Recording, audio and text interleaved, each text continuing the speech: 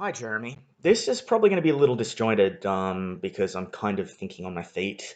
I've got a few ideas, and I'm kind of looking at my notes, so if I look down and not at you, that's what's going on. Uh, I wanted to respond to your comments regarding the attacks on fans in regards to the Blizzard announcement and what you were saying. I could leave a comment, but I thought if I leave a video, then obviously you get the nuance that you don't necessarily get in text. Um, the question obviously is down to two things. It's not a simple question of is it okay for people to have that reaction, but is it okay for people to have that reaction in that culture, in that society with those values? And are those values reasonable? I'd argue that's more the thing. Now, I'm going to come at this from the perspective of an economic nationalist. I know and no, for everyone out there, that doesn't mean I think Hitler was right. That simply means that I support making sure that the big guy can't tread on the little guy. And unlike socialists, I don't turn around and say, screw the homeless guy down the road, because what about Luxembourg? I turn around and say, you help your local community first, then your city, then your state, then your country, and then if you're doing any foreign trade or anything, it's done in a way that builds them up while at the same time at least keeping you where you were. Very much that sort of attitude. I'd say the only difference between my thinking economically and a socialist is socialism will try to go down towards communism. Obviously, it'll be more global, whereas mine tends to be more community focused and on the idea of there are certain things that government should handle because they facilitate trade and improve it and make sure that people can grow, but they can't swamp the little guy, as opposed to you take over everything. Whereas I get the feeling you're more of a free market guy. And, we're going to have disagreements, and that's fine. But it does mean that we're going to come at things very differently. Because I think what we've got to say is that this is very much a question of, is it acceptable for consumers to complain in a passive consumer society? And while I don't agree with the answer I'm about to give, the answer, according to a passive consumer society, is sadly an emphatic no. People tend to talk about the markets, but people forget and letting the markets dictate it themselves. And this would be great in an ideal world. In an ideal world, you have a situation where everyone's friendly, everyone works together, and there's no such thing as violence, sexual violence, rape, murder, lying, cheating, bullying, and so the list goes on. In human nature. And unfortunately, when there are no rules and everyone's left to their own devices, there are always going to be those who aren't going to play by the rules, who are going to be crafty, who are going to manipulate the system. And those people will always take a nice little free market and they'll turn it into an oligopoly or an oligarchy if we're talking about an anarchistic society, or worse, a monopoly or a dictatorship or a tyranny. It's just the nature of history. It's the nature of human nature. If you look at ancient Greece, for example, they started with an oligarchy. Who led the uprising in most of those Greek palaeus? The guy that would become the dictator, and in some cases a draconian one. So human nature's out there. There's no getting around it. And you even see that here in Australia. I'm not sure if you're aware of the situation here in Australia with supermarkets, for example, but you've got Aldi out here, who's the big chain from overseas. But besides that, you have two big chains. You have Woolworths and Coles. Now, it's at the point where Woolworths and Coles are enough of a law unto themselves where no consumer protection body wants to touch them, essentially. And what you have is them going into country towns, setting up a new business where traditionally there's been a small business there running. They then sell things deliberately at a price far lower than the small business can buy them for, to deliberately drive the small business out of business. And then once the small business is gone, they raise their prices up even further than the little guy had them for. And there's nothing anyone can do, because when you're in a small country town that's, say, 50, 200 Ks from the next big supermarket, in some cases 400 Ks, from a city where you've got more choice, what option do you have to buy the basics? And we've seen it elsewhere. We've seen it, for example, with toy companies. You go to the 80s, you had little guys like Galoob, Kenner, Tonka, for example. Now where are they? All rolled up in either Mattel or Hasbro, and there was talk about Hasbro buying Mattel.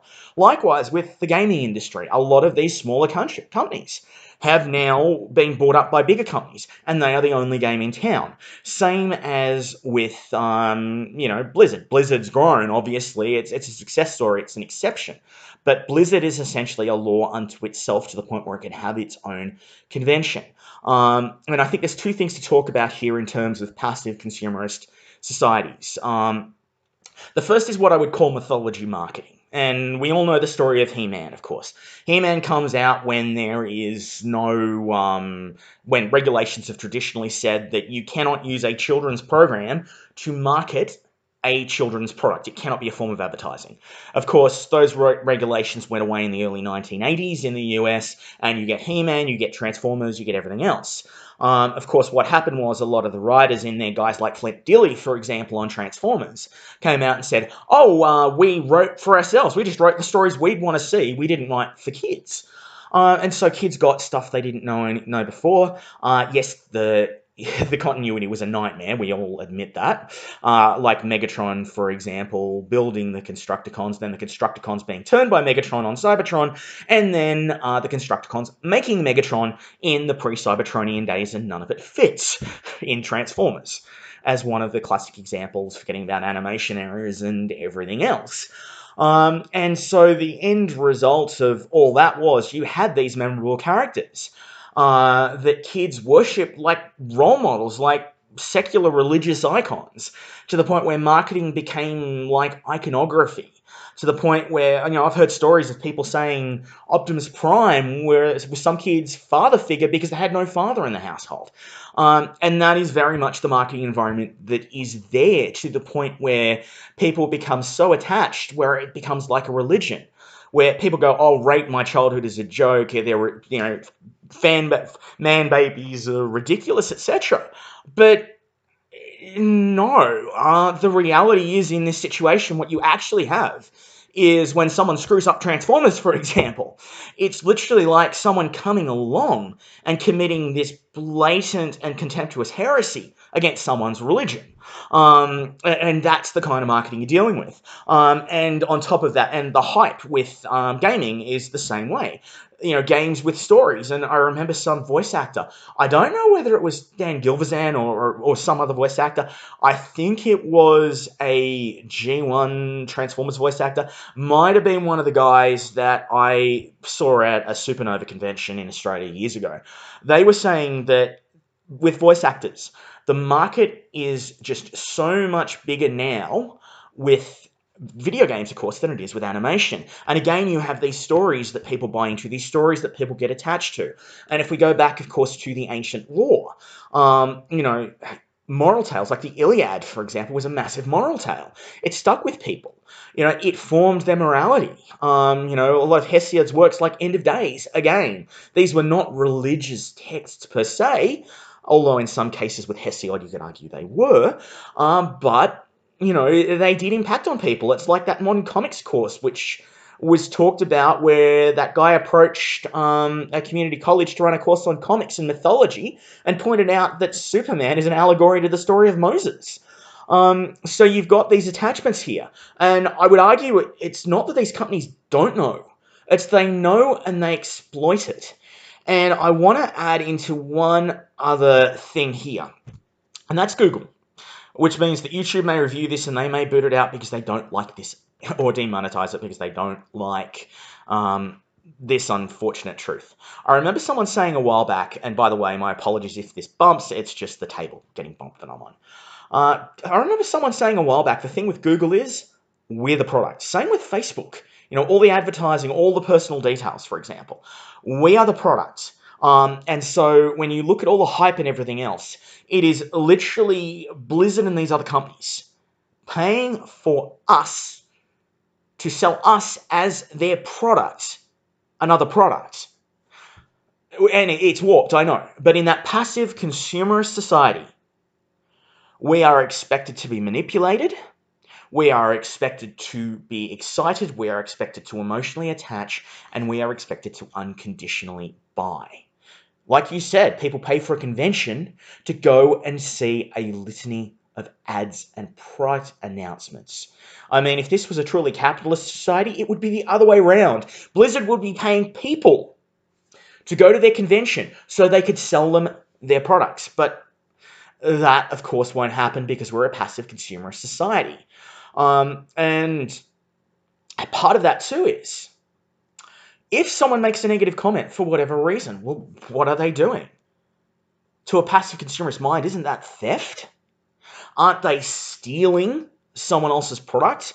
If someone's paid Google or Facebook, for example, for my personal details to sell me a game, and you go and you talk me out of that game, then haven't you stolen that product from Blizzard or whoever it is? And yes, I know that that is a very warped way of thinking, but that is the passive consumerist mind. And so, and of course, it gets more insidious.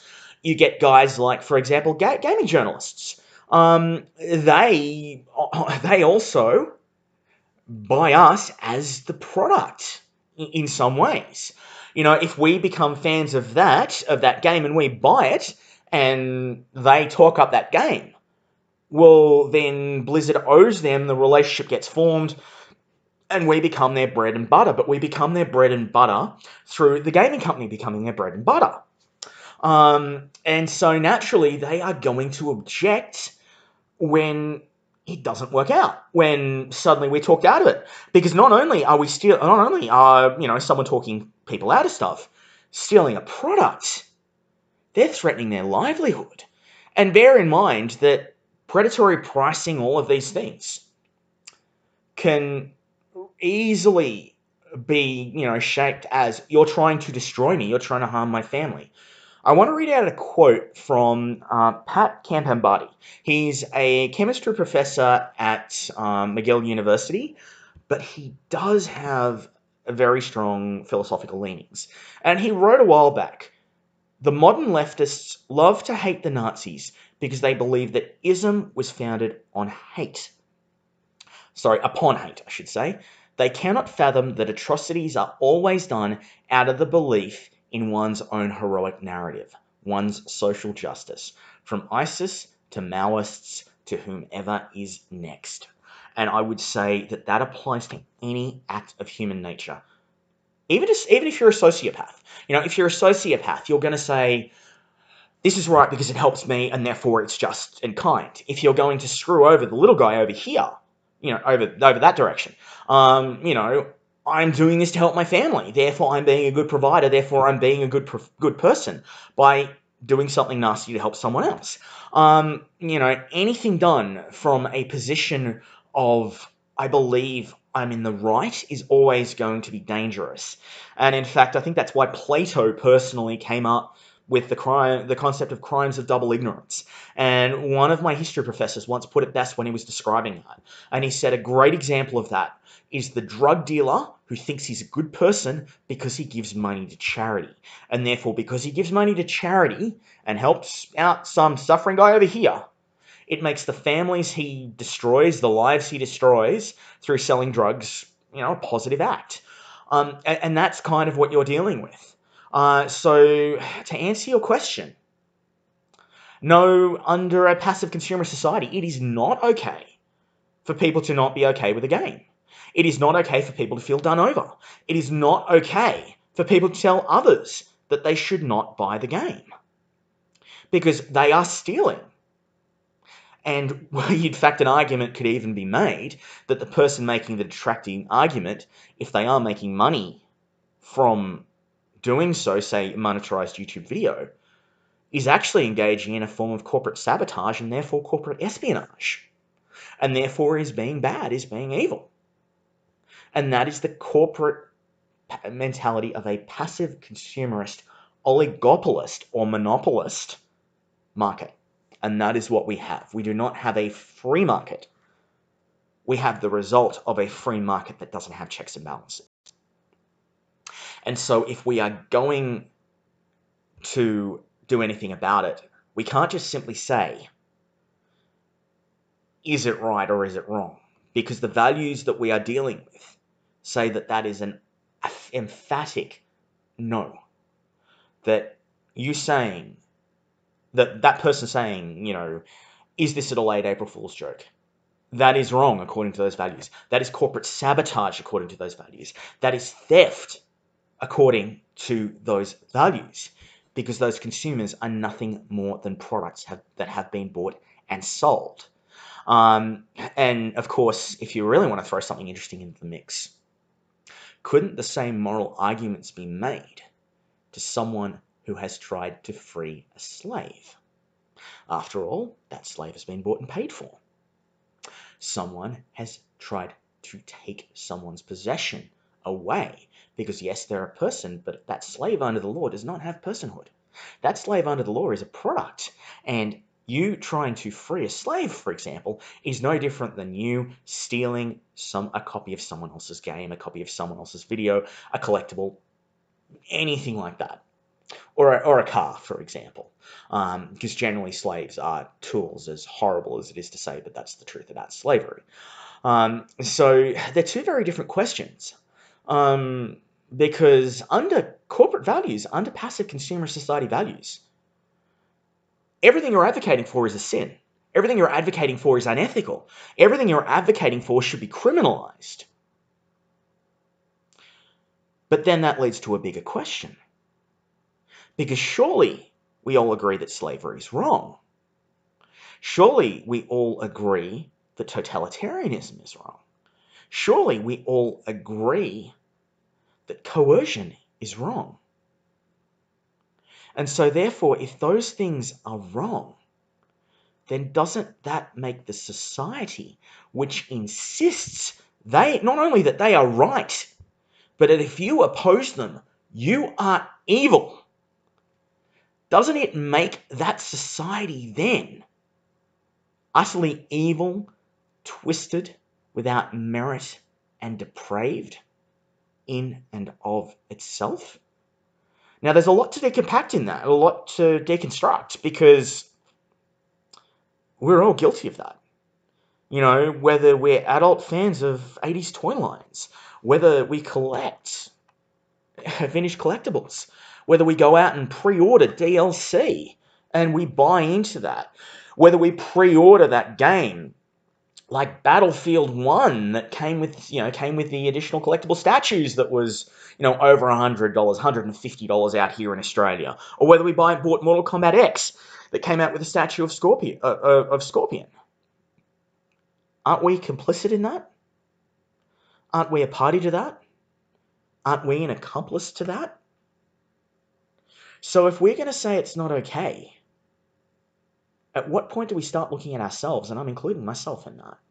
If we're going to start saying that it's not acceptable for companies to treat consumers like products to be bought and sold, to treat them like slaves, to say that emotionally manipulating them is acceptable, then at what point, and I'm going to use this term because if we are, as passive consumer slaves, it's very appropriate, but at what point do we decide to step off the slave plantation and emancipate ourselves? Because when we live in a society where we are played on, where trinkets and forms of entertainment are made into quasi-religions for us, where we are trapped in debt, where we are given the illusion of choice, and we are told constantly that we are nothing without the latest trinket, the latest game, the latest look, anything to make us feel incomplete, insecure, and all too quick to say, shut up and take my money, it's the latest thing, then make no mistake. Whether there is a collar and chain around our neck, all of us in such societies are slaves. So I'm going to leave you with that. But as you can see, in short, to answer your question, Blizzard are absolutely right in a passive consumer society, as are their shill third-party agents in the form of games reporters to lambast, shame, and silence consumers and human beings are having an opinion and for being emotionally invested when they made their millions from emotionally investing people. But at the same time, the fact that under those values, people voicing an opinion, people daring to emotionally invest, people daring to be themselves is a crime and quite possibly morally a sin, speaks volumes to just how evil, twisted, and wrong that society is. So, for you and everyone else watching this, I have a simple question to ask. How long do you want to be a slave for? And at what point do you want to be free? And funnily enough, the catchphrase I'm going to start doing when I do videos is incredibly, incredibly relevant this time. And that is, be kind to each other. You deserve it.